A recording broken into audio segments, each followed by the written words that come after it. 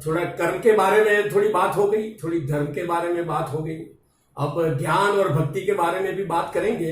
इससे पहले जीव और ईश्वर के बारे में थोड़ा सोचेंगे। और जो 4 पुरुषार्थ जो बताए गए हैं, धर्म, अर्थ, काम और मोक्ष, ये 4 पुरुषार्थ में जो 2 पुरुषार्थ है उसकी चर्चा थोड़ी बहुत अपन ने कर ली है कि धर्म और मोक्ष। मगर जो बीच वाले जो 2 पुरुषार्थ है वो कई लोग ऐसा मानते हैं कि ये भी एक ऑपोजिट चीज है। जैसे कि 4 एक्टिविटी मेन इंसान की रहती है। एक पैसा रहता है, दूसरा रहता है परिवार, अपना परिवार रहता है जो 2 चीजें छोड़ नहीं सकता। क्यों नहीं छोड़ सकता हम आगे बताएंगे। तीसरा रहता है परोपकार, यानी धर्म का प्रतीक है परोपकार। और चौथा है परमात्मा। अब इसमें ऐसा बताया गया पहले से कि परमात्मा और धर्म को जीवन में लाओ। तो लोग क्या समझे, जैसे कोई खिचड़ी बोले कि भाई खिचड़ी अकेली नहीं खानी चाहिए, खिचड़ी का कोई मतलब नहीं है, इसमें घी साथ में होना चाहिए या नमक होना चाहिए। तो लोग ऐसा समझे कि नमक और घी ही इंपॉर्टेंट है, ये नहीं डालो तो इसका कोई मतलब नहीं है। ऐसे जब शास्त्रों में बताया गया तो लोग ऐसे समझ लिया कि भाई खिचड़ी कोई काम की चीज ही नहीं है, जो इंपॉर्टेंट है वो तो नमक या घी ही है। तो इसका ये भी जो मिस इंटरप्रिटेशन हो गया और लोग ऐसे मिसगाइड हो गए। सही में क्या बोलना था कि खिचड़ी है तो ठीक है, मगर अकेली नहीं होनी चाहिए, खिचड़ी के साथ घी या नमक होना चाहिए तो टेस्ट आएगा। तो भगवान ने ऐसा बताया कि आपका परिवार है, पैसा है, सब कुछ है, वो इससे कोई दिक्कत नहीं है, मगर पैसा और परिवार के अंदर आपको धर्म और परमात्मा लाना चाहिए, परोपकार और परमात्मा लाना चाहिए। परमात्मा और परोपकार नहीं है तो ये चीजें काम की नहीं है, ऐसा बोला, मगर कंडीशनल था। ये नहीं है तो काम की नहीं है, मगर ये है तो फिर निकम्मी नहीं है, वो चीज काम की हो जाती है। अगर घी साथ में है तो खिचड़ी बेकार की नहीं है, मगर लोग क्या समझे कि ये 2 ही चीज इंपॉर्टेंट है, बाकी की 2 चीज निकम्मी है। तो लोगों ने इसका जो उपेक्षा भाव रख लिया। उपेक्षा भाव रखने से न तो ये छोड़ सका, परिवार पैसा छोड़ सका, और न परमात्मा या तो धर्म को पा सका। तो सही मीनिंग क्या था कि ये सब रखो, मगर साथ में ये 2 ही मत रखो। ये 2 रखने से कुछ नहीं होगा, क्योंकि ये 2 तो गुजर जाने वाला है। मगर 2 के साथ जो अच्छी चीज है, इसमें नमक डालो और इसमें घी डालो तो बढ़िया हो जाएगा। तो अच्छी क्वालिटी जिंदगी की बनाने के लिए, जो शांति और परमानंद वाली जिंदगी बनाने के लिए बताया गया कि भी परमात्मा और धर्म की एंट्री करो। तो वैसे तो ये सब पूरा जगत जो है वो अच्छे से ही चल रहा है, अपनी जगह पे कोई बुरा नहीं है। बुरा तब है कि परमात्मा और परोपकार को एंट्री नहीं करे तो। बाकी इसके लिए जो पूरी जो व्यवस्था है इसको रीसफल करने की जरूरत नहीं है। जैसे सब घर बसा के बैठे हैं, अपना परिवार के साथ रहते हैं, धंधा कारोबार करते हैं, तो करने दो, करते हैं, ऊपर से अच्छा है, वो तो सपोर्टिव है। इसको धर्म में और मोक्ष में भी सपोर्टिव चीज है। आराम से बैठ सकेंगे, कोई टेंशन नहीं होगा, चिंता नहीं होगी, तो भजन भी कर पाएंगे। और तन भी जब साथ में है, जैसे मैं अभी जो बोलता है ना आदमी शुरुआत में मैं, तो मैं में 3 चीज आ जाती है। तन, शरीर भी आ जाता है, जीव भी आ जाता है, और सूक्ष्म शरीर जो होता है, और शुद्ध आत्मा भी आ जाता है। मैं 3 प्रकार का होता है। देह भाव होता है तब मैं क्या बोलता है, मैं देह हूं। और इससे ऊपर जब उठता है देह भाव से आगे जीव भाव में, तब बोलता है मैं जीव हूं। और इससे आगे जब ऊपर उठता है ब्रह्म भाव में, तो बोलता है मैं ब्रह्म हूं। ऐसे 3 भाव क्या ऊपर नीचे होते रहते हैं। जैसे जो बेस्ट आचार्य जिसको बोले जाते हैं हनुमान जी, तो हनुमान जी को ये तीनों स्वरूप का संपूर्ण ज्ञान था। एक दफा राम जी ने बोला कि भी हनुमान जी आप क्या है, तो हनुमान जी ने अपना परिचय दिया कि अगर देह भाव से देखें तो आप हमारे स्वामी हैं और हम आपके दास हैं, देह भाव से। जीव भाव से अगर देखें तो आप ईश्वर हैं और हम जीव हैं, और अगर ब्रह्म भाव से देखें तो हम और आप में कोई अंतर नहीं है, हम है ही नहीं, सिर्फ आप ही है, भगवान ही भगवान है, ब्रह्म भाव था। ऐसे 3 भाव जब चढ़ उतर होते हैं, आते हैं और जाते हैं, तो ज्यादा से ज्यादा कोशिश क्या रहनी चाहिए कि अपन ब्रह्म भाव में रहे, नहीं तो दूसरा जो है जीव भाव में रहे, देव भाव में हो सके इतना कम रहे। मगर जब प्रारब्ध आता है, जैसे कि अपने कर्म बाकी है, प्रारब्ध लेके इंसान पैदा हुआ है। कर्म के जैसे 3 प्रकार है, क्रियमाण कर्म होते हैं, संचित कर्म होते हैं और प्रारब्ध कर्म होता है। तो क्रियमाण कर्म क्या है, अभी जो हो रहे हैं वो सब कर्म है, जो क्रियमाण कर्म है वो सब जाते हैं संचित में, एक स्टोर है, इसमें जाते हैं और अपने जन्म के अनुरूप एक बंडल लेके आदमी प्रारब्ध कर्म लेके कहीं बर्थ लेता है। तो प्रारब्ध कर्म को खत्म करना होता है। तो प्रारब्ध कर्म कब खत्म होगा? अगर वो जीव भाव में आएगा तो वो आएगा तो ही खत्म होगा, ब्रह्म भाव में रहेगा तो खत्म ही नहीं होते। तो ऐसे जो है ना, वो जो ऊपर नीचे भाव होते रहते हैं। तो अगर वो थोड़ी देर के लिए भी देह भाव में आ गया, अगर देह भाव में नहीं भी आया और जीव भाव में आया और देह को मान लो कि अपना साधन माना, कि शरीर माना, जैसे कि अपना घर होता है तो जी घर में रहते हैं लोग, या गाड़ी होती है तो गाड़ी में ड्राइवर रहता है। तो ये शरीर भी क्या है, घर भी है और गाड़ी भी है। इसीलिए दो चीज बताया गया है कि गाड़ी है तो मोबाइल है, घूमती है, इधर उधर जा सकती है, तो शरीर भी इधर उधर जा सकता है। और एक घर भी है क्योंकि जीवात्मा इसके अंदर रहता है। जैसे कोई वैनिटी कार होती है तो घर जैसा भी होता है और घर मोबाइल घर भी होता है। वैसा ये शरीर भी क्या है, भगवान ने जीव को जो दिया है वो एक ऐसा सुविधा है जो गाड़ी का काम भी करता है और घर का काम भी करता है। तो एक साधन हुआ। तो जब जीव अपना प्रारब्ध का भोग जो भोगना होता है तो जीव भाव में आता है तो शरीर को अपना मानता है। खुद को शरीर नहीं मानता है तो ज्ञान तो आ ही गया, समझ लो। मगर शरीर को जब अपना भी मानता है, साधन भी मानता है, तो इसकी केयर लेनी पड़ती है। तो केयर जब लेनी पड़ती है, इसकी भी नीड होती है। जैसे डीजल पानी वो नीड है वो गाड़ी की, वैसे ये शरीर की नीड होती है अर्थ और काम, ये दो नीड है। तो ये नीड को भी ये साधन को चलाने के लिए जैसे उसमें डीजल पानी पुराते हैं, वैसे ये शरीर को भी उपयोग करने के लिए इसमें अर्थ और काम चाहिए। तो अर्थ और काम को ही ये डीजल और ये जो पानी, ऐसे दो ही चीज को पूरा के गाड़ी को घूमना नहीं है सिर्फ, मगर ये निकम्मा भी नहीं है। तो जो घर लेके सब बैठे हैं वो सब अपनी जगह पे सही है, गलत इतना ही है, वो जो सेटअप किया है वो गलत नहीं है मगर अधूरा है। अधूरा इसलिए है कि वो परोपकार और परमात्मा की एंट्री नहीं है, बस इतना ही है। तो शास्त्रों ने ये बताया कि जो खिचड़ी है उसको रिजेक्ट मत करो, खिचड़ी रखो, अपना घर कारोबार रखो, अपना जो बीबी बच्चे सब रखो, अपना परिवार रखो, सब रखो, मगर इसमें दो चीज जो इंपॉर्टेंट है, जो टेस्ट लाने वाली चीजें हैं, जो नमक है या जो घी है, उसको ऐड करो। क्योंकि परोपकार मतलब कि धर्म सिंबॉलिक फॉर्म में अपन वो परोपकार बोलते हैं, वो परोपकार और परमात्मा नहीं आएगा तो ये पूरी लेबर वेस्ट है, कोई मतलब ही नहीं है। क्योंकि जीव भाव में उठना है, ईश्वर की भक्ति करनी है और इससे आगे जाके अद्वैत में जाके ब्रह्म भाव में सेटल होना है, या एक सिर्फ भगवान को देखना है या ब्रह्म को देखना है, वही स्थिति में जाना है। वो अल्टीमेट एम है जीव का। तो उधर जाने के लिए ये सब बेकार की चीजें नहीं है। अब ये जो सृष्टि में दूसरा भी जो कोई कलयुग में जो सेटलमेंट है, यूं तो सब बोलते हैं कलयुग यानी जैसे कि कोई ऑपोजिट समझते हैं लोग कि मुक्ति के लिए शायद सबसे बुरा वक्त होगा, मगर ये भी एक मिसअंडरस्टैंडिंग है। ज्यादा तौर से बहुत मिसअंडरस्टैंडिंग अभी चल रहे हैं। इससे क्या होता है, जो सही जो फायदा जो ज्ञान या अध्यात्म का मिलना चाहिए वो नहीं मिल सकता है। ये कलयुग में जैसे कि कितने सारे फायदे हैं, जीव को आसानी से मुक्ति मिलती है। पहले तो क्या है कि पहले सतयुग में जितने जैसे तप करना पड़ता था, यज्ञ करना पड़ता था, ये सब कुछ नहीं करना पड़ता, सिर्फ नाम से ही आदमी को मोक्ष मिल जाता है। कलयुग केवल नाम आधार और दान, नाम और दान, बस दो, हरि का नाम और दान, दो चीज को पकड़ के भी इंसान आसानी से मुक्त हो जाता है। जैसे कि कोई लोअर ग्रेड के जब सब स्टूडेंट्स होते हैं, जैसे कोरोना काल है ऐसे है, तो पढ़ाई अच्छे से नहीं हुई और सबको पास करना है तो क्या करना पड़ता है, कुछ जो मास प्रमोशन करके या तो जो पासिंग स्टैंडर्ड है कम परसेंटेज वाला रख के सबको आगे बढ़ाया जाता है।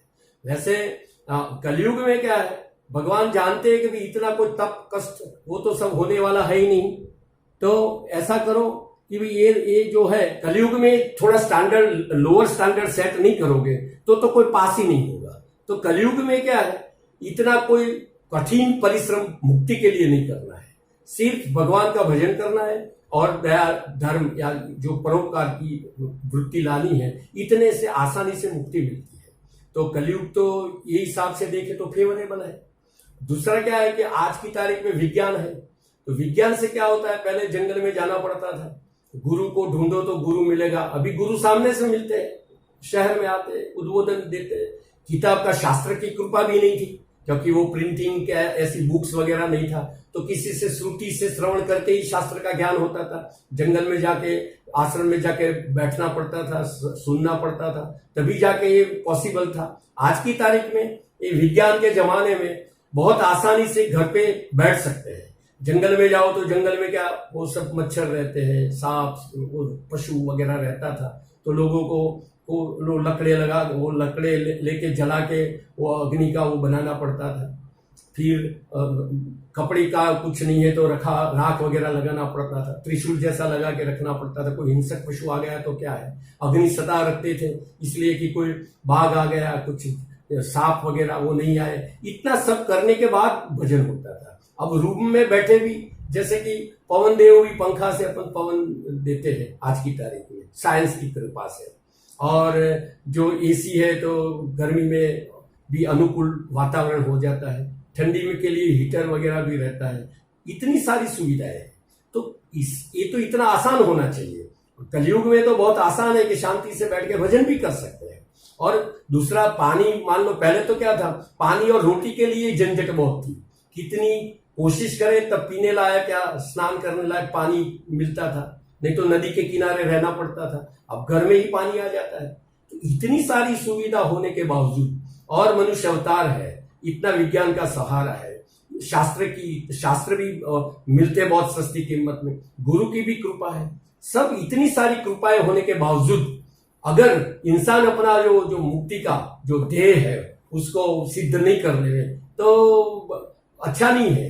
ये तो बहुत बेटर चांस दिया है कलयुग में अवतार देके और मनुष्य शरीर देके, इतनी सारी सुविधाओं के बीच और कम प्रिपरेशन से पास होने का है, ऐसा लेवल एस्टेब्लिश करके भगवान ने बड़ी कृपा की है। तो कलयुग में तो सही में ये काम खास करना चाहिए। और व्यवस्था भी इतनी अच्छी है। पहले तो क्या था कि भाई कोई राजकीय पॉलिटिकल ऐसा कुछ स्टेट्स कभी भी वो होते थे, युद्ध होते थे, ऐसे कोई एस्टैब्लिश हुए कोई गवर्नमेंट वगैरह नहीं होती थी, तो कोई झगड़ा वो सब फिसाद वगैरह चलता था, कोई शांति से बैठ भी नहीं सकता था। भजन करना है तो कंपलसरी जंगल में ही जाना पड़ता था। आज की तारीख में ऐसा नहीं है कि जंगल में जाए तो ही शांति से उधर बैठ सकते हैं, क्योंकि उधर ये सब होता नहीं है। अभी तो क्या, घर पे बैठ के भी आराम से कर सकते हैं, क्योंकि धर्म का जो रूप था उस वक्त जो पुण्य और पाप से ही समझाया जाता था, लॉ एंड ऑर्डर का। धर्म के दो हिस्से हैं, एक व्यक्तिगत स्वधर्म है और एक जो शांति बनाए रखने के लिए एक व्यवस्था है। तो व्यवस्था वाला धर्म आज की तारीख में गवर्नमेंट कर देती है, तो ये भी एक सुविधा है। तो आज की तारीख में तो इंसान को सब काम छोड़ के बड़ी आसानी से जो मिल सकता है ऐसा काम करना चाहिए। हम तो ऐसा मानते हैं इंडिविजुअल पर्सनली कि कोई पैसे वाला होना या विद्वान होना शायद मुश्किल है, मगर मुक्त होना बहुत आसान है, भगवान को पाना बहुत आसान है। इतना हम तो समझते हैं कि इसके लिए क्या बहुत कुछ करना नहीं है। कई चीजें तो ऐसी है भगवान को पाने के लिए जो करते हैं नहीं करनी है, इससे आधा प्रोग्रेस तो अपना हो ही जाता है। करने का नहीं करना है तो ये तो अच्छी चीज है। जैसे कि कोई निंदा करता है, किसी का पाप करता है, द्वेष करता है, राग करता है, तो इसमें तो करना क्या है। बाकी दूसरे में ऐसा नहीं है कि भाई नहीं करो और कुछ मिल जाए। भगवान के लिए तो आधी चीजें तो ऐसी है कि जो नहीं करने से ही मिल जाती है, जैसे कि पाप कर्म है, वो सब है, करना है नहीं, कुछ नहीं है, नहीं करने का करना है।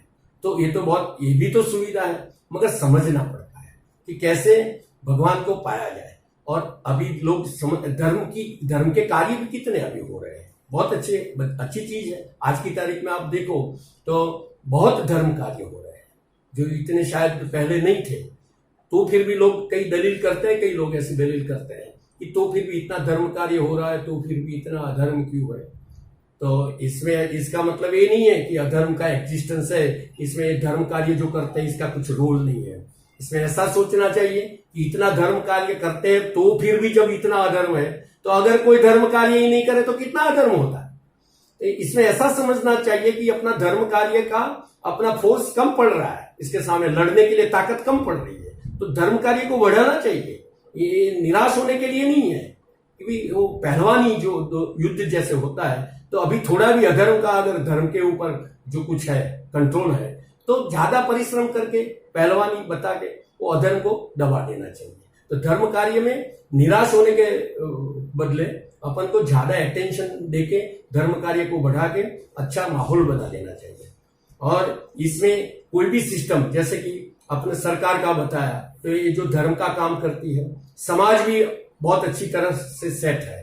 तो समाज क्या करता है, काम नाम का जो पुरुषार्थ होता है इंसान के लिए, जो पुरुष को स्त्री अवेलेबल कराता है, स्त्री को पुरुष, ऐसा जो कुछ कारोबार जो है संबंध समाज में, ये काम समाज करता है। काम नाम का पुरुषार्थ समाज से सिद्ध होता है, परिवार से सिद्ध होता है। और अर्थ का पुरुषार्थ है इंडिविजुअल इकोनॉमिक एक्टिविटी से होता है। इसमें पहले शिक्षण आता है और फिर इकोनॉमिक एक्टिविटी आती है। तो शिक्षण के लिए इतनी सारी स्कूलें भी है, वो भी अच्छी सुविधा है कि भाई अर्थ का पुरुषार्थ सिद्ध करो, शिक्षा और अपना जो इकोनॉमिक एक्टिविटी, वो भी निकम्मी चीज नहीं हो। ये सब मंदिर ही है, स्कूल भी मंदिर है, धंधे का स्थान अपना जगह का स्थान है, वो भी मंदिर है। और जो धर्म कार्य जो है, जैसे कि आश्रम है या मंदिर है, वो तो खैर मंदिर है ही है, आश्रम भी मंदिर है। और परोपकार की जितनी जगह है, किसी को दान देना, कुछ कोई गौशाला है, कुछ है, वो भी सब मंदिर है। तो सबको जब मंदिर आप समझो तो इससे फायदा क्या है, हर जगह पे भजन होता है। क्योंकि पैसा कमाने को ऑपोजिट मानोगे तो क्या समझेगा कि हम अभी कुछ पाप कर रहे हैं, भगवान का काम नहीं कर रहे हैं, तो भगवान छूट जाते हैं। अगर आप व्यवसाय में लगे हैं, अपने काम कारोबार में लगे हैं, तो उसको भी ऐसे ही समझो, ये भी एक भगवान का काम है, निष्काम भाव से करना है। और चारों पुरुषार्थ में सपोर्टिव है, तो वो धंधे का स्थान भी मंदिर है। घर में रहो तब भी समझो कि ये भी मंदिर है, क्योंकि इसमें क्या है, जितने भगवान विराजमान है, सब जितने भी, सब में भगवान तो बैठे ही है और ये सब मिल रहे हैं, तो उसको भी मंदिर समझो। मंदिर कहीं भी जाओ, सब मंदिर ही मंदिर दिखना चाहिए। और इससे आगे जब जाओ तो सब में भगवान ही भगवान दिखना चाहिए। मगर भगवान कब दिखेगा, पहले मंदिर तो दिखेगा, पहले मंदिर दिखेगा। कभी व्यवसाय का स्थान कोई अशुभ नहीं है, वो भी मंदिर है। मंदिर सरस्वती का मंदिर, जैसे कि शिक्षा का स्थान है, तो वो लक्ष्मी का मंदिर है, मगर वो मंदिर ही तो हुआ। घर भी मंदिर है, और जो परोपकार करते हैं, तो जितनी सेवा की संस्थाएं हैं, ये भी सब मंदिर है। और भगवान का मंदिर तो मंदिर है। ये समझने से क्या होता है, अपनी भक्ति बढ़ जाती है, कोई ऑपोजिट चीज नहीं लगती। ऑपोजिट लगती है ना, तो विरोध भाव आता है, तो भगवान इतनी देर के लिए हट जाता है। इसमें क्या, भगवान सदा साथ रहेगा और सब काम चलेगा, और जल्दी से भगवान के पास आदमी जाएगा। तो इसको कोई बुरी चीज नहीं बोली जाती। और दूसरा क्या है, कृपा जिसको बोलते हैं मुक्ति के लिए, तो सारी कृपा जो होती है, 4 कृपा होती है मुक्ति के लिए। एक तो क्या है, गुरु कृपा होती है, शास्त्र कृपा होती है, ईश्वर कृपा होती है, और आत्म कृपा होती है। 3 चीजें जो है, जो शास्त्र की कृपा और गुरु की कृपा, वो भी अभी बहुत है, अवेलेबल है, अच्छे से है।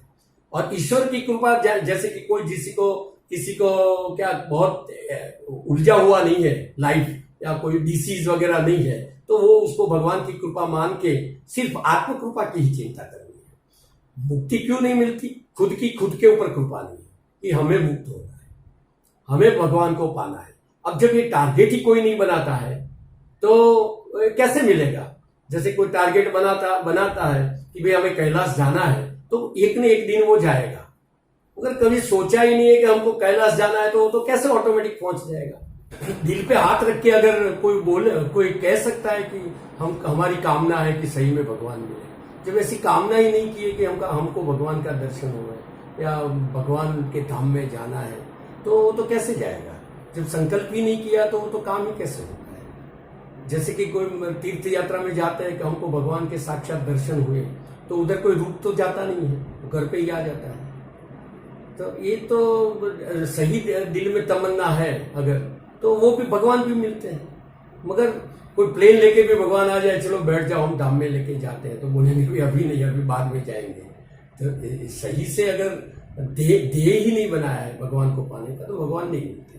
तो पहले तो क्या है, देह बनाना पड़ता है कि हमारा सबसे पहला जो प्रमुख कार्य है, जो पहला देह, जैसे कि कोई आदमी को भेजते हैं कि जाओ सिटी में जाओ और ये चीज लेके आना, तो ये मेन काम हो गया।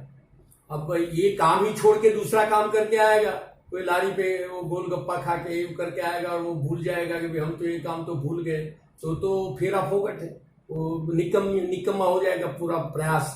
वैसे अपन भी ये फेरा लेके आए जन्म का फेरा, और अपन को जो मेन काम जो है अपना वही भूल जाएंगे, और दूसरे चाहे कितने भी काम करें कोई काम का नहीं। अपने लड़के को भेजे कि भाई जाके ये सामग्री लेके आना है, तो वो सामग्री लेके नहीं आएगा और दूसरा काम कितने भी करके आए कोई मतलब रहेगा नहीं। वैसे जगत में भी आप कुछ भी दूसरे काम करो चलेगा, मेन काम होना चाहिए। ये चीज लेके आया और बाद में थोड़ा मनोरंजन किया, कुछ किया तो चलेगा, थोड़ी देर बैठा, कुछ भी चलता है, मेन काम होना चाहिए। तो इधर क्या है, दूसरे जो इम्पोर्टेंट काम नहीं, जो सब्सिडरी वर्क है इसकी चिंता मत करो। सब्सिडरी वर्क है वो तो साथ में रहे और करो तो भी भगवान को कोई दिक्कत नहीं है। मेन काम अपना होना चाहिए। मेन काम जो है परोपकार, धर्म या मोक्ष, पुरुषार्थ सही में ये दो चीज में ही होता है, जिसको हम मानते हैं कि भाई जो अपना अर्थ है और काम है वो तो वहां तो प्रारब्ध काम करता है, वो प्रारब्ध प्रधान है, वो तो प्रारब्ध से मिलता है। तो जो काम भगवान का है और प्रारब्ध से मिलता है उधर ज्यादा प्रयास करते हैं। और जो अपने हाथ में है, धर्म और मोक्ष में आत्म कृपा इंपॉर्टेंट है। खुद को मजदूरी मेहनत करनी है, बहुत प्रयत्न करना है, पुरुषार्थ करना है, तो वो भगवान पे छोड़ देता है कि भाई भगवान की इच्छा होगी तो भजन होगा, या भगवान की इच्छा होगी तो मोक्ष होगा। ऐसा तो नहीं चलता।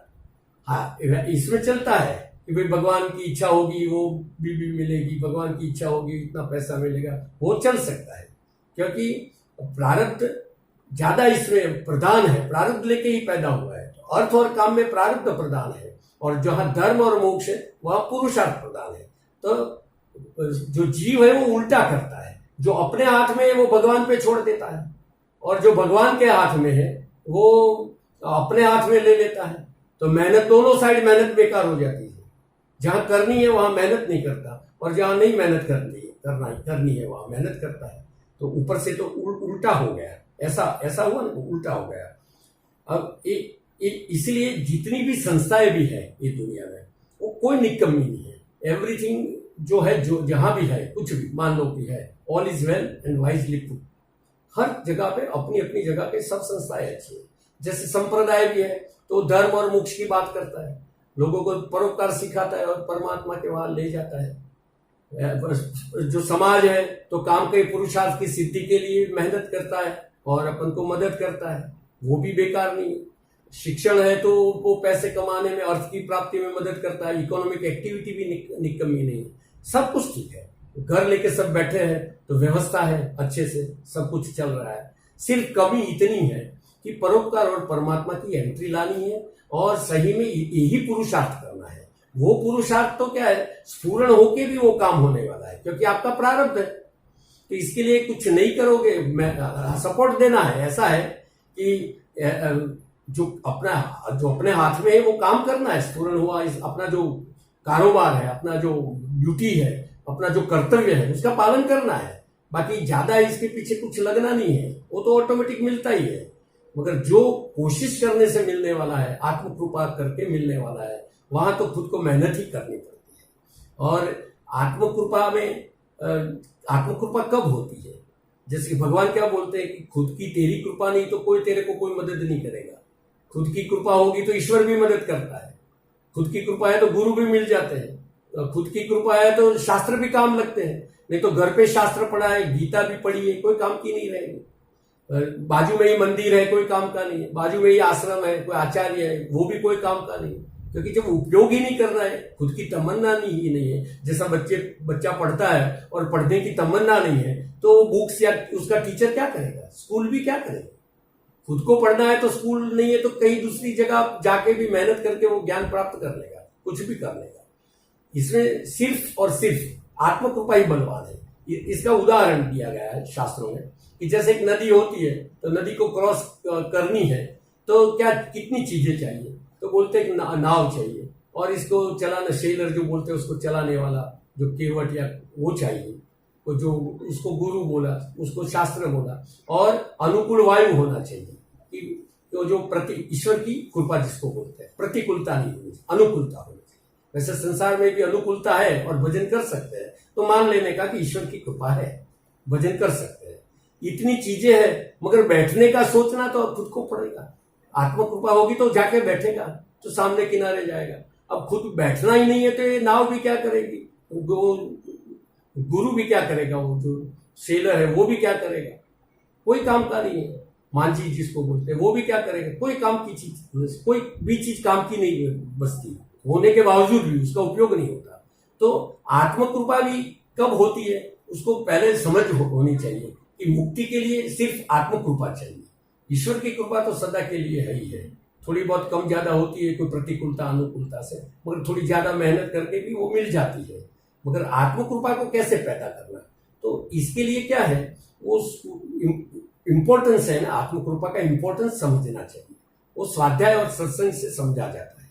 क्योंकि कोई भी अपना प्रोग्राम है, जैसे कि अभी जो अपना शरीर चल रहा है, तो जो अपनी सोच है, अपनी मान्यता है, इसके अनुरूप सब चल रहा है। कोई भी काम इंसान करता है तो अपनी सोच जो मान्यता है उसके हिसाब से करता है। तो मान्यताएं चेंज करनी पड़ती है तो उसका वर्तन चेंज होता है, इसका काम भी चेंज होता है। और मान्यता चेंज करना वही तो काम है। शास्त्र और गुरु यही करते हैं। शास्त्र और गुरु एक तो पहला ध्येय बता देते हैं, क्योंकि जीवन का ध्येय ये है। क्योंकि कई लोग तो बिना ध्येय ही जीते हैं, सबको एक दूसरे का देख के जीते हैं और पता ही नहीं है कि जीवन का ध्येय क्या है। तो शास्त्रों का मेन काम ये है कि ध्येय बता देना, और वो ध्येय पे कैसे जाया जाता है, पहुंचा जा सकता है, वो दो रास्ते बता देते हैं। फिर साधना साधक कर लेता है। जो साधक है वो साधु बोलते हैं इसको, कोई साधना कर रहा है वो साधु है, पहुंच जाता है तो उसको संत बोलते हैं कि चलो साधना पूरी हो गई। मगर ये पहले तो ये जानेगा कि जीवन का ध्येय क्या है तो आगे बढ़ेगा। तो इसके लिए क्या, गुरु चाहिए, यानी कोई सत्संग चाहिए या स्वाध्याय चाहिए। सत्संग और स्वाध्याय दो चीजें चाहिए। सत्संग में क्या होता है, डायलॉग होता है, दो पात्र होते हैं, एक दूसरे से बातचीत करके निष्कर्ष निकालते हैं कि जीवन का उद्देश्य क्या होना चाहिए और कैसे वहां कैसे जाया जाए। तो शास्त्र से सीखेगा, कोई दूसरे अनुभवी आदमी से सीखेगा, या तो खुद स्वाध्ययन करेगा, खुद के साथ सत्संग करेगा, अपने आप चिंतन से, मनन से। तो दो ही एक रास्ते हैं, स्वाध्याय और सत्संग। स्वाध्याय और सत्संग से डेटा फीडिंग होता है, अपना जो सॉफ्टवेयर है वो चेंज हो जाता है। हार्डवेयर तो कुछ काम का नहीं है, हार्डवेयर तो यही काम करता है। बुरे डेटा ऐड करो, कोई चोरी का डेटा ऐड करो तो भी यही हार्डवेयर, यही हाथ, यही पैर काम करेगा। और भगवान का भजन आरती करो, वो यही हार्डवेयर काम करेगा। मगर जो सॉफ्टवेयर है उसको चेंज करना पड़ता है। तो सॉफ्टवेयर चेंज करने के लिए सब स्वाध्याय और सत्संग है। जो अभी बैठे अपन कर रहे हैं, क्या कर रहे हैं, कोई विचार, नए नए विचार ऐड कर रहे हैं, डेटा फीड कर रहे हैं।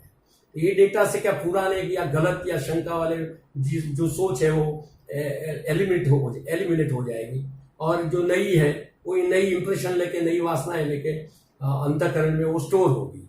तो फिर अपना जो एटीट्यूड और एक्शन वो हिसाब से होगा तो अच्छा कर्म होगा। अच्छी सोच से अच्छा कर्म होता है, और अच्छा कर्म होता है तो इसका फल भी अच्छा होता है, और अंतःकरण भी शुद्ध होता है। तो बुद्धि पवित्र होने से क्या होता है, दूसरा डिसीजन भी जो लेता है वो भी ज्यादा शुद्ध होता है। तो ज्यादा शुद्ध होता है तो और ज्यादा अच्छा कर्म होता है, तो और अच्छा अंतःकरण शुद्ध होता है। तो एक साइकिल ऐसा जो है, ऐसा जो इन्वॉल्यूट बोलते हैं, बड़ा होने वाला इन्वॉल्यूट, तो आगे आगे ही बढ़ता जाता है। और गलत सोच में आ गया तो गंदा काम करने लगेगा, तो अंतःकरण मलिन हो जाएगा, तो बुद्धि का डिसीजन लेने का पावर कम हो जाता है, और पावर कम हो जाता है तो और गलत डिसीजन लेता है, तो और गंदा होता है, तो और गलत डिसीजन लेता है, गलत कर्म करता है, गलत फल पाता है, तो और नीचे ही नीचे गिर जाता है। तो इसको क्या है, सदा अच्छे सोच से उसको खुराक देनी पड़ती है। जैसे मैं बोलते हैं, तो मैं में जैसे शरीर है, तो शरीर का खुराक अपन देते हैं, खाना खिलाते हैं तो तंदुरुस्त रहता है शरीर। वैसे मन को भी अच्छी सोच देंगे, अच्छा विचार रूपी खुराक नहीं देंगे तो मन भी दुर्बल हो जाएगा या रोगी भी हो जाएगा। मन दुर्बल भी होता है, रोगी भी होता है, तो मन को भी तंदुरुस्त रखना पड़ेगा। इसीलिए स्वाध्याय सत्संग है। और जो आत्मा है, और आत्मा को क्या परमात्मा के साथ जुड़ा हुआ रखना पड़ता है, क्योंकि जो शरीर है वो मर जाता है और जीव है वो गुजर जाता है। जीव मरता नहीं है, गुजर जाता है, इधर से दूसरी जगह जाता है, पसार हो जाता है। और जो आत्मा है, सेल्फ, वो तो न जाता है, न आता है, न मरता है। मगर वो स्टेज में जाने के लिए शुरुआत शरीर से होती है। शरीर मैं नहीं हूं ऐसा करके पहले एंट्री होती है ज्ञान की, आत्मज्ञान की। ज्ञान भी दो प्रकार के हैं, एक है आत्मज्ञान और दूसरा है तत्व ज्ञान। तत्व ज्ञान पूरी दुनिया के जितने भी सारे तत्व है उसकी जो चिंता या सोच है इसमें तत्व ज्ञान।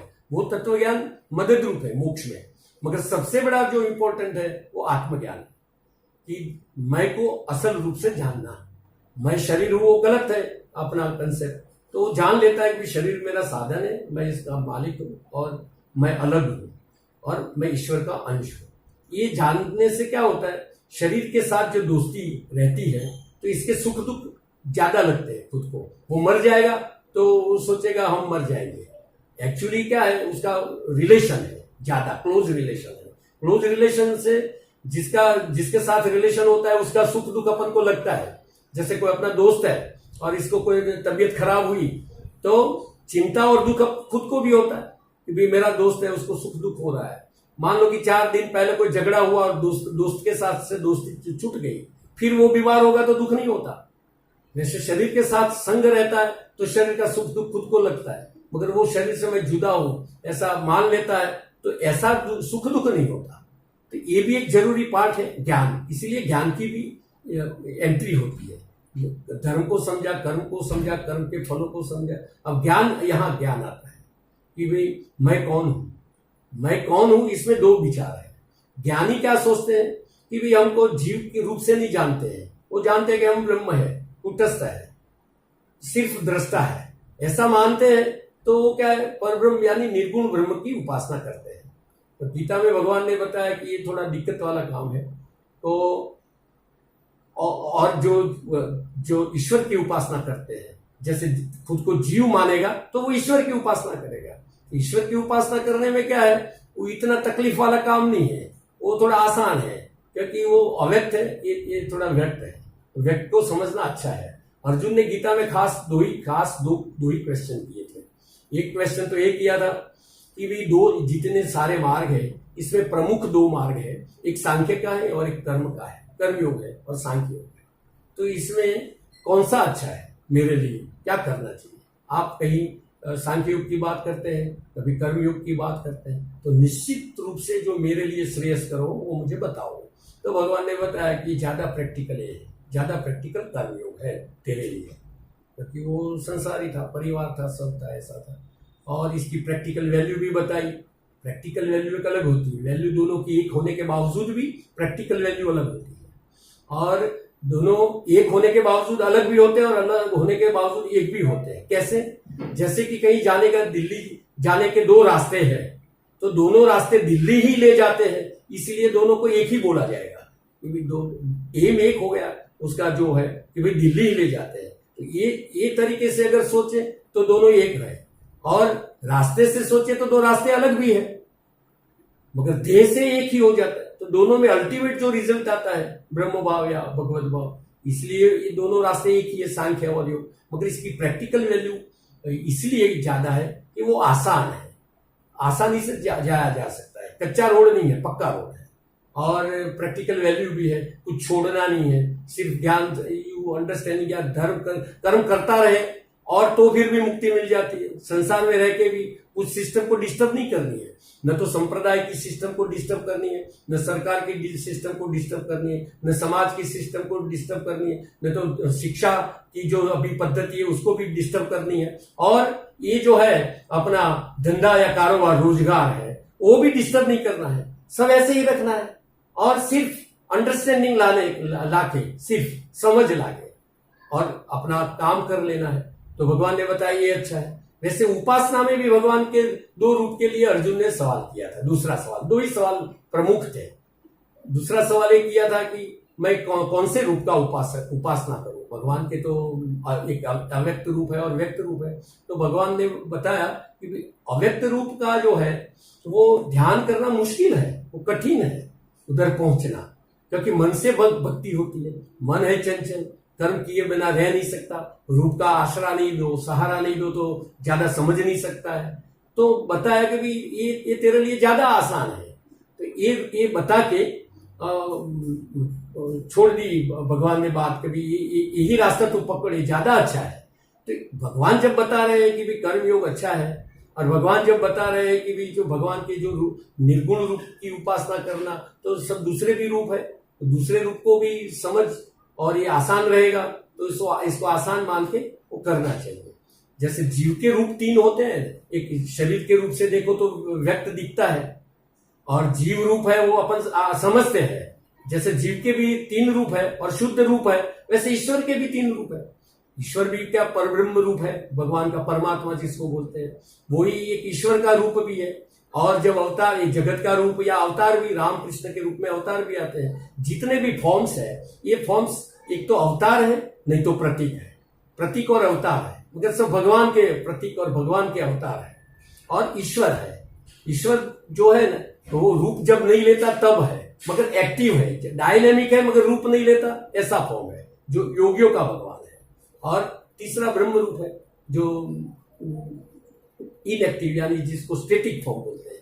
जैसे अपन आराम से बैठते हैं या सो जाते हैं, उस वक्त जो रूप होता है ऐसा रूप होता है। जीव के भी ऐसे रूप है, भगवान के भी ऐसे रूप है। तो जब शरीर है और जो जीव भाव है, तो शरीर वाला और ईश्वर भाव वाला जो भगवान है वो तेरे लिए अच्छा है, ऐसा मान के भगवान ने अर्जुन को इसमें जोड़ा। इसके पीछे भी लॉजिक था। इसका मतलब ये नहीं है कि दूसरे रूप है गलत है या दूसरा रास्ता गलत है। जहां पहुंचने की बात की जाए या जो स्टेट अपन जो मिलती है जो इंसान को साधना के बाद, वो स्थिति एक ही है, इसीलिए दोनों मार्ग एक बताए गए हैं। बाकी प्रैक्टिकल 2 चीजें यू अलग है मगर यू एक ही है। तो जिसको जो रूप अनुरूप हो, कुछ भी हो, मगर जीवन में ईश्वर को और धर्म की एंट्री करना और पवित्र करना और ध्येय जो है अपना ध्येय बनाना, वो बहुत इंपॉर्टेंट है। बिना ध्येय तो कुछ प्राप्त होता नहीं है। और ध्येय ऐसा नहीं बनाना चाहिए, कभी भी नहीं बनाना चाहिए कि हम वो बड़े हो गए, ये पोस्ट मिले, इतना पैसा मिले, ये सब ध्येय नहीं। भगवान के प्यारे बने, बस यही ध्येय बनाना चाहिए। बाकी दैव पे छोड़ देना चाहिए, वो तो सब होता रहेगा और होता ही रहता है। इसमें कुछ मान लो कि कुछ चेंज हुआ या कुछ मिला तो भी क्या है, ये लोक में तो ये लोक के बाद चला जाएगा। अब कई लोग ऐसा सोचते हैं कि लोक का ही विचार करो, परलोक का क्या क्यों सोचे। और कई लोग ऐसा सोचते हैं कि परलोक का विचार करो, ये लोक का क्या सोचने का। तो दोनों अच्छा नहीं है, लोक का भी सोचना चाहिए, परलोक का भी सोचना चाहिए। जो परलोक का सोचते हैं तो वो शैतान और जो अपना जो परिवार और पैसे को इंपॉर्टेंस नहीं देते हैं, तो ये लोग तो खराब होता है। परलोक होगा शायद अच्छा, धर्म और मोक्ष का सोचते हैं। और जो परलोक का नहीं सोचते हैं वो पैसा और परिवार में ही पड़े रहते हैं, परलोक का सोचते ही नहीं कि हमको जाना है। मगर जब सही दुख कब होता है, जब जाना है, कितना भी चाहे धर्म किया हो, कितना चाहे पैसा हो, मगर जब ये जगत छोड़ना पड़ता है, तब अगर ज्ञान नहीं है कि मैं मरता नहीं हूं और कहीं आगे हमको जाना है, ये इंटरमीडिएट स्टेज है और इससे आगे भी जीवन के पीछे भी जीवन है, मैं मर नहीं रहा हूं, ऐसा ज्ञान नहीं है तो वो शांति से मर भी नहीं सकता। मरने की कला जानने के लिए, अमर रहने के लिए भी ज्ञान जरूरी है। नहीं तो इधर कर्म भी काम नहीं लगेगा, धर्म भी काम नहीं लगेगा और उपासना भी काम नहीं लगेगी। ये सब चीजें ये वक्त पे काम नहीं लगती। इसीलिए एक ज्ञान का इंपॉर्टेंस है इसमें, पर्टिकुलरली आत्मज्ञान, सेल्फ रियलाइजेशन का, खुद को जानने का ज्ञान का इंपॉर्टेंस है। और बाकी का जो ज्ञान है वो कर्म के रिलेटेड होगा, कर्म के बारे में ज्ञान होगा, धर्म के बारे में ज्ञान होगा, पूरी कई जितने भी सारे तत्व है वो तत्वों के बारे में ज्ञान होगा। वो ज्ञान भी जरूरी है, मगर ये स्पेसिफिकली जो ज्ञान की बात इधर की गई है वो आत्मज्ञान की बात की गई है। जब आत्मा का ही ज्ञान नहीं होगा और पूरे सब तत्वों का ज्ञान होगा तो ये मरने के लिए प्रिपरेशन नहीं कर सकता। आसानी से जो बोलते हैं कि जो एक लोग छोड़ के कहीं जाना है तो जा नहीं सकता। तो इसका भी इम्पोर्टेंस रखना ही चाहिए और एक ही ध्येय बनाना चाहिए कि पवित्र बने, बस शुद्ध बने, भगवान के लायक बने, और कोई ध्येय नहीं बना और भगवान को प्राप्त करे। दूसरा ध्येय बनाने से कुछ मिलने वाला है नहीं, और ये कुछ प्राप्त करने लायक चीज भी नहीं है, क्योंकि इधर प्राप्त की फिर दोबारा दूसरे जन्म में दोबारा मेहनत करनी है। इधर कारखाना जमाया, फिर जाने के बाद दूसरी दफा पढ़ाई भी करनी है, दूसरी दफा वो कारखाना भी जमाना है, दूसरी दफा सब जफा दूसरी दफा करनी है। और धर्म और मोक्ष है तो दूसरी दफा वो मेहनत नहीं करनी पड़ती। अभी जो मेहनत की वो अपने लिए अपने लिए है और वो साथ में आने वाली चीज है।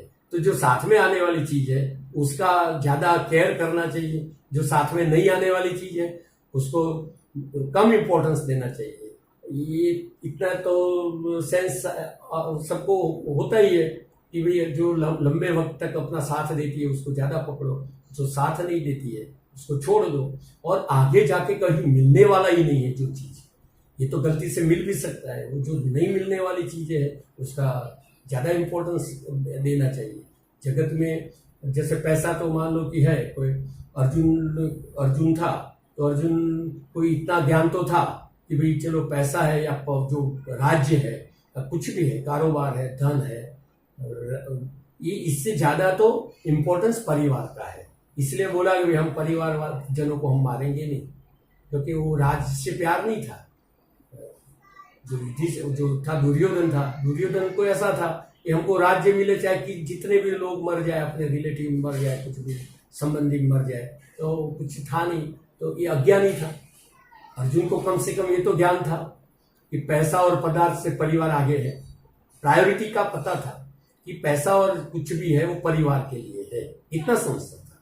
इससे आगे ये पता नहीं था कि धर्म है वो परिवार से भी ऊपर है, इसलिए वो धर्म का आचरण करने के लिए भी वो झिझकता था। तो भगवान ने बताया कि भाई ये जो है तू बोलता है परिवार इतना तू अच्छा है कि भाई पैसे के लिए तू झगड़ा नहीं कर रहा है, मगर धर्म की सापेक्ष में देखे तो परिवार की कोई कीमत नहीं है। जब धर्म का मामला आए तो परिवार को भी भूल जाना चाहिए और धर्म को सपोर्ट देना चाहिए। और जब भगवान की बात हो तो धर्म भी वो इसके आगे नहीं टिकता। प्रायोरिटी ऐसे देनी चाहिए कि पहले परमात्मा, फिर परोपकार, फिर टाइम मिला तो परिवार, और फिर टाइम मिला तो पैसा कमाएगा, ऐसा होगा। उल्टा करेगा तो मर जाएगा। वो क्या करेगा, भगवान की दरकार नहीं करेगा और जो परोपकार का भी सोचेगा नहीं, परिवार का भी सोचेगा नहीं, और पैसे के लिए वो करता रहेगा तो वो किसी का प्यारा नहीं होगा। वो न तो परिवार का प्यारा होगा, न तो कोई धर्म का, न तो भगवान का, किसी का प्यारा नहीं होगा और पूरी जिंदगी बेकार हो जाएगी। इसका मतलब ये नहीं है कि ये पैसे का काम नहीं करना है, पैसे का काम करना है, मगर प्रायोरिटी को समझ लेना है। वो साथ में रहेगा तो पूरक है, बेकार तो है नहीं, मगर प्रायोरिटी गलत नहीं होनी चाहिए। घर के लिए या कोई परिवार के लिए कुछ है करना है, त्याग करना है, तो पैसे को पहले त्याग कर देना चाहिए। परिवार को संभालना चाहिए, संबंध संभालने चाहिए, मित्र दोस्त है, दोस्ती है, कुछ भी है वो आगे है, पर पैसे से आगे है, इसको संभालना चाहिए। मगर धर्म की बात आए तो अपना फादर हो, ब्रदर हो, कुछ भी हो, वो सपोर्ट नहीं देना चाहिए, धर्म को ही सपोर्ट करना चाहिए। अपना लड़का है, कोई बुरा काम करके आया और सामने कोई आदमी कुछ है, सही बात है, तो बोलना चाहिए कि मेरा लड़का गलत है, तेरी बात सही है। ऐसे जब धर्म आता है तो परिवार को भी भूल जाना चाहिए, और जब परमात्मा आता है तो फिर कुछ करने की जरूरत नहीं है। पहले भगवान का भजन करो, फिर वक्त मिले तो परोपकार करो, फिर वक्त मिले तो परिवार का सोचो, और फिर वक्त मिले तो पैसे का काम, पैसा कमाओ। इससे नीचे मत जाओ, इससे नीचे जाने में सब नुकसान ही नुकसान है। क्योंकि आदमी क्या है, आदमी जो आलसी या कुछ नहीं करता है तो वो शैतान का कारखाना हो जाता है, डेविल्स वर्कशॉप हो जाता है। Idle mind is devil's workshop. वो निंदा करेगा, चिंता करेगा, दूसरों की पंचायत करेगा, ये सब कुछ नहीं करना चाहिए।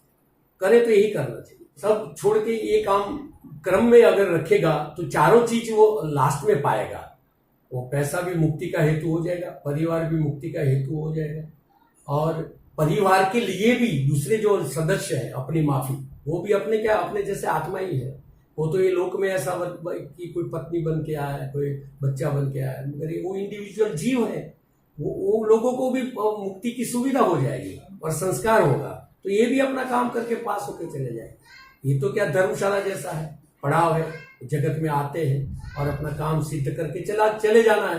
तो वो भी प्रिपेयर रहना चाहिए कि भाई इतने सारे संबंध हमारे होने के बावजूद भी ये शरीर से संबंध है, शरीर रहेगा तब तक हमारे संबंध है, और जब शरीर नहीं रहेगा तब ये सब संबंध और रिलेशन खत्म हो जाने वाले हैं।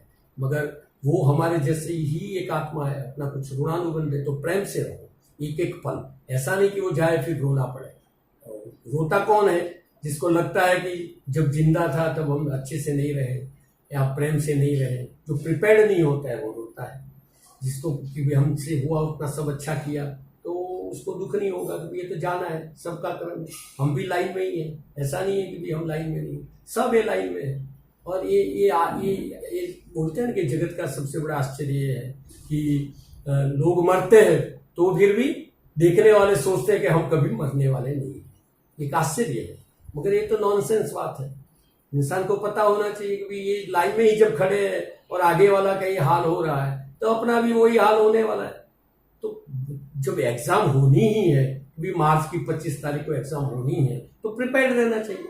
और वो प्रिपेयर्ड कब रह सकता है? जब ऐसे सोचेगा कि मैं शरीर से अलग हूं और मैं मरने वाला नहीं हूं, और जितना भी जो जिंदगी में जो काम करना है और जीना है वो सेल्फ वो जो संतुष्टि होगी कि अच्छे से जिया, सब अच्छे से काम किया, अच्छे से भजन किया, अच्छे से परोपकार किया, अच्छे से ड्यूटी बजाई, तो मरना जो भी एक उत्सव हो जाएगा।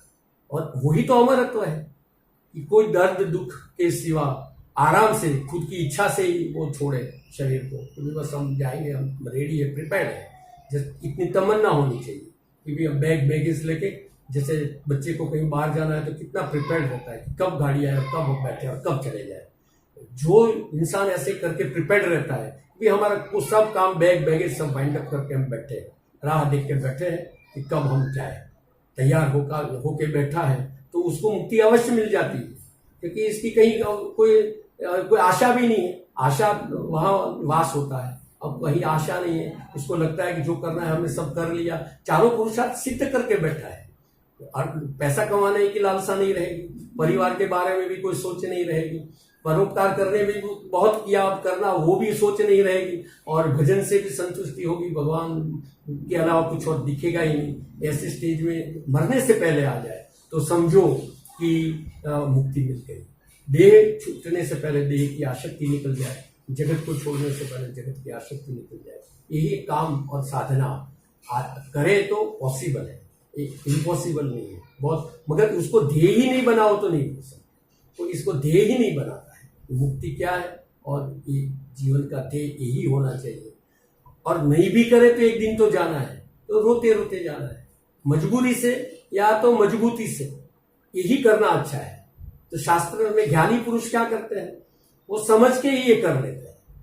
और अज्ञानी पुरुष क्या है, खाली, जैसे कोई मकान है खाली करना है, किसी ने बोला कोई मकान खाली करना है, अब ज्ञानी पुरुष क्या समझ के आसानी से खाली कर देगा। और अड़ियल टट्टू होगा, क्या करेगा, जबरदस्ती करेगा, नहीं खाली कर, तो पुलिस वाले फोर्स से कैसे भी डंडा मार के भी वो खाली कराएगा, उसको क्या मिला, खाली तो करना ही पड़ता है। तो ये तो समझदारी होनी चाहिए कि जब खाली करना ही है, दूसरा कोई चारा ही नहीं है, तो अच्छे से क्यों नहीं खाली करे, समझ के क्यों नहीं करे। ये भी समझने के लिए भी समझ चाहिए, ऐसी बात है। बहुत सिंपल चीजें हैं यूं तो देखे तो, मगर इसको अपनाना, सही में समझना और जीना, वही बहुत इंपॉर्टेंट है। जैसे कि कोई रसोई के बारे में पूरे दिन लोग बात करते रहे कि वे ऐसे ये मिठाई बनती है, ऐसे ये रेसिपी फरसान बनता है या नमकीन बनता है, ऐसे ही बनता है, इसकी बातें ही करता रहेगा, करते रहेगा, कभी पेट नहीं भरेगा। सही में इसको कुछ बना के कोई उसको खाएगा, पचाएगा, तो इसका रक्त या लहू बनता है। इतना सारा आध्यात्मिक ज्ञान है दुनिया में, इतनी सारी किताबें हैं, मगर वो काम की नहीं है जब इसका कोई विचार मनन करके अंदर जिसको आत्मसात किया जाए, वो आत्मसात किया जाए और इसको वो मान्यता को जीवन में उतारा जाए, तो वो फल देती है, बाकी कभी फल नहीं देती। और वो मान्यता भी सही रूप से उतारी जाए, सही मात्रा में उतारी जाए तो फल देती है। कोई मेडिकल स्टोर में जाके दुनिया का पूरी दवाई का ज्ञान लेने के बाद, या तो इतनी सारी दवाइयां हैं तो सब दवाइयां खा जाने के बावजूद भी कोई रोग नहीं मिटेगा। तो पर्टिकुलर ड्रग के लिए, पर्टिकुलर रोग के लिए जो पर्टिकुलर जो ड्रग है उसको सिलेक्ट करके वो लेने से ही भव रोग मिटता है। और भव रोग भी सबसे बड़ा रोग है। लोग ऐसे समझते हैं कि व्याधि ही एक रोग है, पर शास्त्र बोलते हैं व्याधि नहीं, जन्म मृत्यु जरा और व्याधि सब रोग ही रोग है। एक अकेले शरीर के व्याधि को दूर करने से, शरीर का व्याधि तो नहीं दूर करो तो फिर भी एक दिन दूर हो जाने वाली है, ऑटोमेटिक एक दिन नया पेटी पैट शरीर मिलेगा और व्याधि तो एक दिन तो चली जाएगी, चाहे डॉक्टर नहीं निकालेगा तो भी चली जाएगी।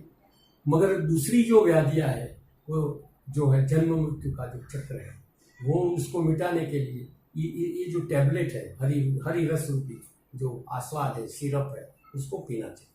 तो अमृत जिसको बोलते हैं, तो अमृत, इसको ही अमृत बोला है, जिससे अमृत तत्व मिलता है, अमरता मिलती है, उसका सेवन करना चाहिए। बस।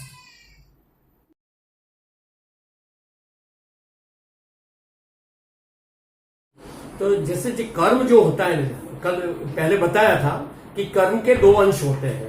एक कर्म का जो अंश होता है फल देना, और दूसरा क्या, वासना स्टोर होती है। तो ये सब जो अंतःकरण के अंदर अपने अंदर सब रहता है। और फल कब देता है, जैसे कि कोई बी है, कोई जैसे कि कोई आम का जो है गुठली है, तो इसका वक्त होता है कि इतने वक्त के बाद ही फल देता है। और कोई दूसरी चीज है तो 3 महीने में फल देता है, कोई 2 महीने में फल देता है। अपने जितने भी सारे कर्म है वो अलग अलग टाइम पे फल देते हैं। कई फल ऐसा है कि आज कर्म किया और कल फल मिल जाता है। जैसे कि कोई गाड़ी है रॉन्ग साइड में पार्क कर दी और पुलिस आया और ताबड़तोड़ इसका फल मेमो फाड़ देगा और ताबड़तोड़ इसका फल मिल जाता है। और कहीं किसी को कोई हत्या कर दी तो शायद 12 साल के बाद भी कर्म मिलता है। और कई कर्म ऐसे हैं जो ये भाव में नहीं भी मिलते, अगले भाव में भी मिलते हैं। तो इसका मतलब ऐसा नहीं है कि जितने सारे भी कर्म करो यही भाव में, वो अगले भाव में ही भोगना है, ऐसा भी नहीं है। और अभी जो भोग रहे हैं वो ये पुराने भाव के ही कर्म भोग रहे हैं, ऐसा भी नहीं है। इसमें क्या है, पास्ट फ्यूचर और जो बोलते हैं ना कि भी पास्ट और फ्यूचर, वो एक लास्ट यही मोमेंट से होता है। यही मोमेंट से जो बीती जो मोमेंट है उसको सब पास्ट बोलते हैं, और आगे वाली मोमेंट है उसको फ्यूचर बोलते हैं। कोई भी जगह पे, जैसे कि बैंक में बैलेंस है तो लास्ट मोमेंट में भी कोई पैसा जमा करा दिया, लाख रुपया जमा करा दिया, तो ताबड़तोड़ वो बैलेंस बोलेगा ताबड़तोड़। और इसमें से खाली कर दो तो बैलेंस खत्म, वो निकल जाएगा लास्ट मोमेंट में। ऐसा नहीं कि 10 दिन के बाद ही एंट्री पड़ती है, 50 दिन के बाद ही एंट्री मिलती है, ऐसा नहीं है। मगर सब कर्म ऐसे नहीं होते कि ताबड़तोड़ भी वो परिपक्व हो जाए और फल देने के लिए तैयार हो जाए। अब जो कर्म करते हैं अपने, जो क्रियमाण जो कर्म, ये जो पूरी जो थियरी है ना एग्जिस्टेंस की और कर्म और फल की थियरी, वो बहुत समझने लायक है। जो भी आदमी अपन अभी जो भोग रहे हैं वो सही में फल है। अभी जो भी भुगत रहे हैं वो सब फल है। और फल में भी पुण्य कर्म और पाप कर्म के फल अलग अलग होते हैं। पुण्य का फल जो होता है वो जो है ना वो सुख होता है, और पाप का फल होता है दुख। तो पाप और पुण्य जो है वो किसी का शाप और आशीर्वाद से मिलता है। अधर्म करेगा, जो पराये को पीड़ा देगा तो अधर्म करेगा तो उसको दुख मिलता है, और किसी का भला करे तो उसको पुण्य मिलता है, तो सुख मिलता है। सुख और दुख का आधार जो है पुण्य और पाप के ऊपर है। कोई आदमी ऐसा सोचे कि हम पाप करते जाए और आशा रखे कि हमको पुण्य मिले, हमको सुख मिले, तो नहीं मिलने वाला है।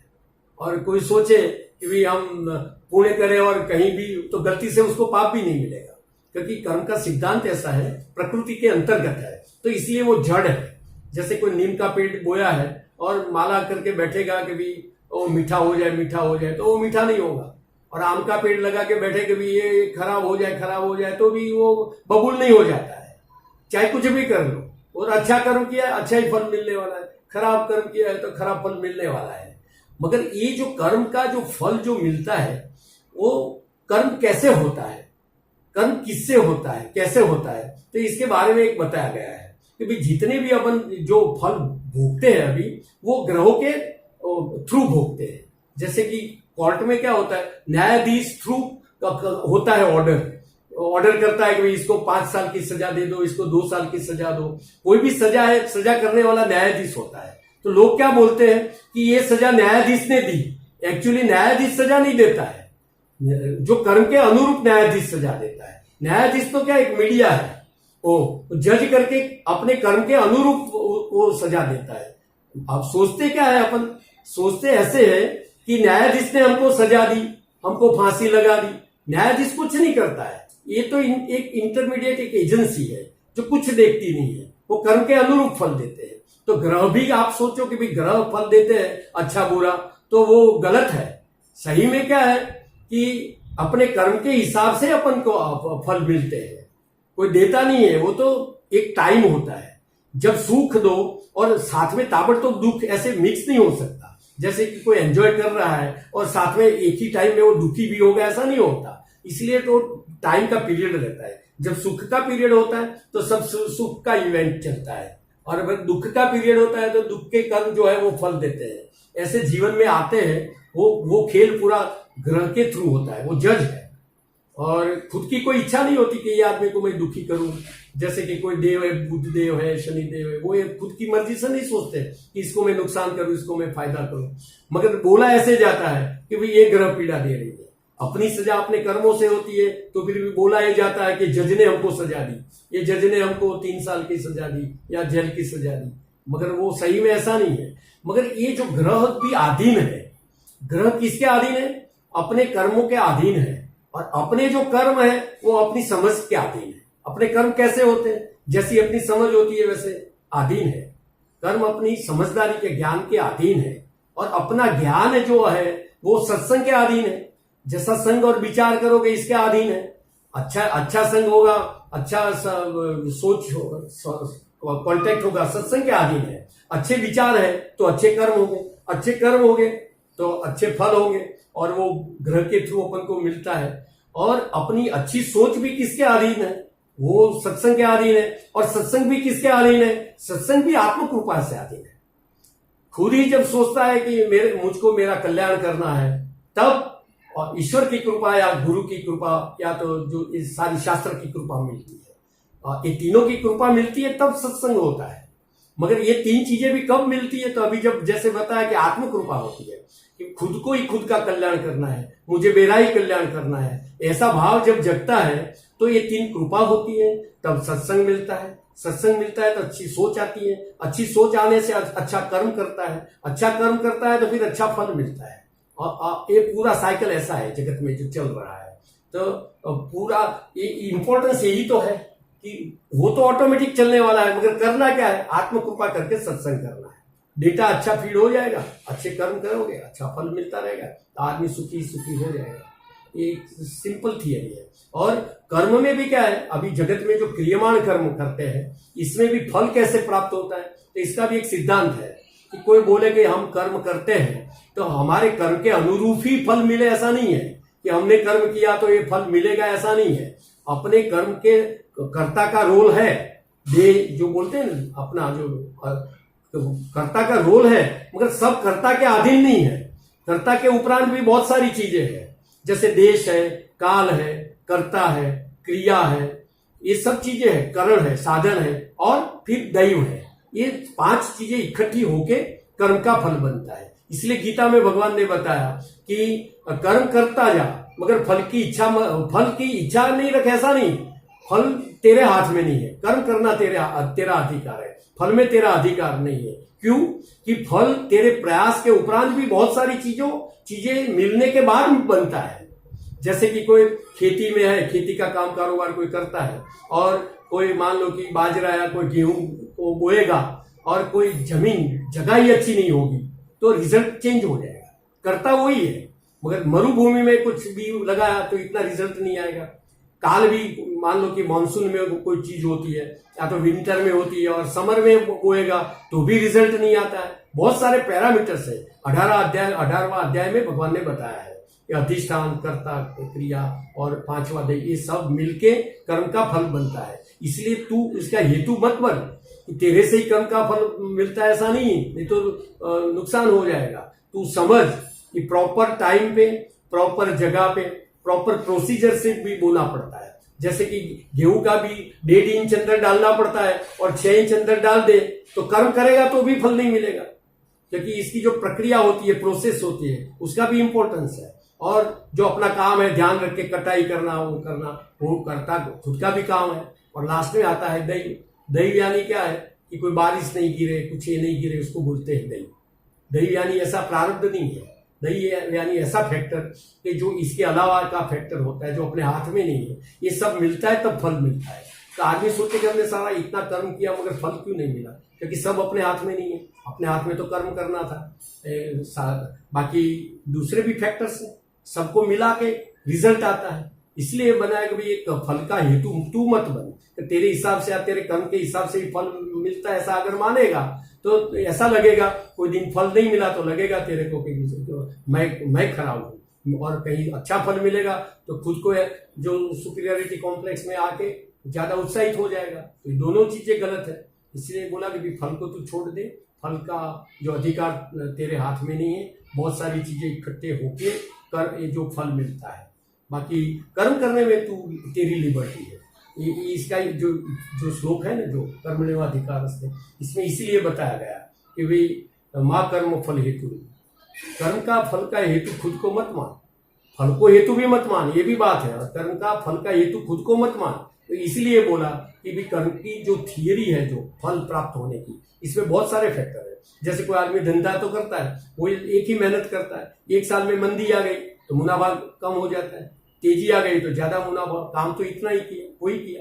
कई दफा ऐसा भी होता है कि कम काम किया और ज्यादा मुनाफा हो जाता है, ज्यादा काम करने के बावजूद भी मुनाफा नहीं होता है, और फल के साथ खुद के प्रयत्न को जोड़ेगा तो गलत हो जाएगा।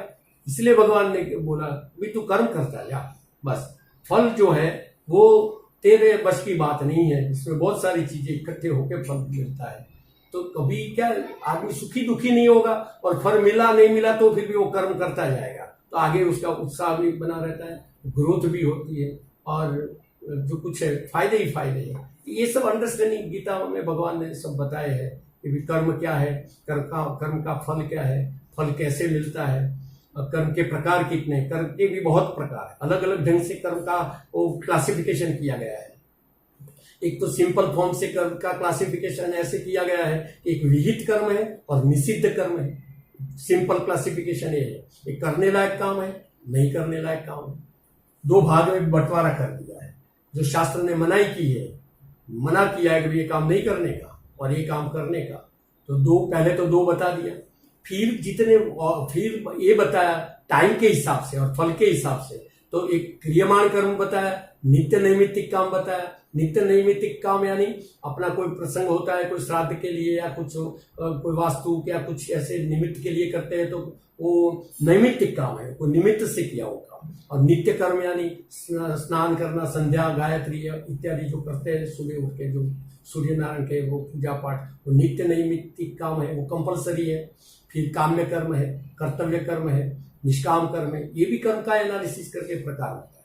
और समय के हिसाब से फल देने में क्रियमाण कर्म बताया, संचित कर्म बताया, और प्रारब्ध कर्म। प्रारब्ध यानी प्रारब्ध नहीं है, वो प्रारब्ध कर्म है।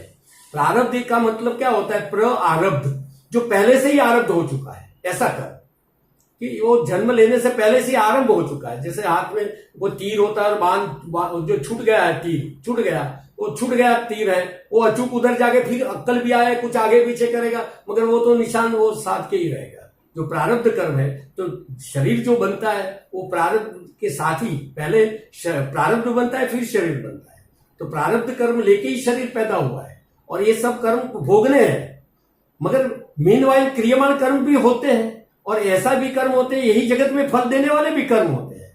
ऐसे नहीं कि भी वो इसका इंटरवल, वो जो पास्ट और फ्यूचर का जो है इंटरवल, इस शरीर के साथ नहीं जोड़ा जाता। ये तो शरीर तो आता जाता है, मगर जीवात्मा तो कंटिन्यूस ही है। शरीर, वो जीवात्मा तो है ही है, कर्म तो जीवात्मा करता है, शरीर तो साधन है। तो ये कुछ उसको चेंज भी कर सकता है आदमी, अच्छे कर्म करके उसको प्रभाव कम भी कर सकता है, बुरे कर्म करके उसको खराब भी करता है, क्योंकि कर्म में अधिकार है। कर्म नहीं करना भी अधिकार है, कर्म करना भी अधिकार है। अच्छे कर्म करो, बुरे कर्म करो, जो करना है वो कर सकता है। इसके लिए चाहिए सिर्फ आत्मकृपा। और आत्मकृपा कब मिलती है? कि भगवान बोलते हैं कि तू एक दफा चाहना कर ले कि मेरा अच्छा होए, मेरा कल्याण करो प्रभु, तो बस सब भगवान संभाल लेते हैं। मगर ये चाहना होनी वो बहुत इंपॉर्टेंट है। भगवान भी मदद तब करते हैं कि जब ये चाहना होती है खुद की कि मुझे मेरा कल्याण करना है। ये चाहना ही नहीं होती तो कोई कल्याण नहीं कर सकता किसी का भी। तो सिर्फ करना क्या है? बस ये चाहना रखनी है कि मनुष्य जन्म लिया है, मेरा कल्याण करना है, आत्मा की कल्याण ही एक मेरा लक्ष्य है। तो इसके पीछे सोचेगा, इसके पीछे प्रयास करेगा, ये करेगा, तो आज नहीं तो कल ये सिद्ध होगा। मगर दूसरी कामनाएं करेगा कि हमको तो ये बनना है, हमको तो कोई पॉलिटिक्स में जाके कोई नेता बनना है, ये बनना है, ये बनना है, ये कोई कामना ही नहीं है। बड़ा बनना भी कामना नहीं करनी चाहिए। बड़ा बनना छोटा बनना वो प्रारब्ध पे छोड़ देना चाहिए। काम करते रहो, भगवान की शरण में रहो बस, और नीयत अच्छी रखो, मेहनत करो बस, ये अपने हाथ में है। नीयत अच्छी रखना, मेहनत करना और भगवान की शरण में रहना वो अपने हाथ में है। बाकी का सब भगवान के हाथ में है। ऐसे छोड़ दो और अपना कर्तव्य कर्म करते रहो, और जो प्रसाद के रूप में, फल के रूप में मिले वो भगवान का प्रसाद समझो और सदा प्रसन्न रहो। बस यही मुक्ति है, इसको ही मुक्ति बोला गया है। सदा जो मिला है उसमें प्रसन्न रहो, खुश रहो, कोई कामना नहीं, कुछ नहीं, कोई इच्छा नहीं, कुछ नहीं। ये जब अंतःकरण से सब चला जाता है, सब कामनाएं चली जाती है, तो फिर क्रोध नहीं होता, कोई लोभ नहीं होता, लोभ भी नहीं रहता है, तो फिर लोभ या कामना सब कुछ चला जाता है।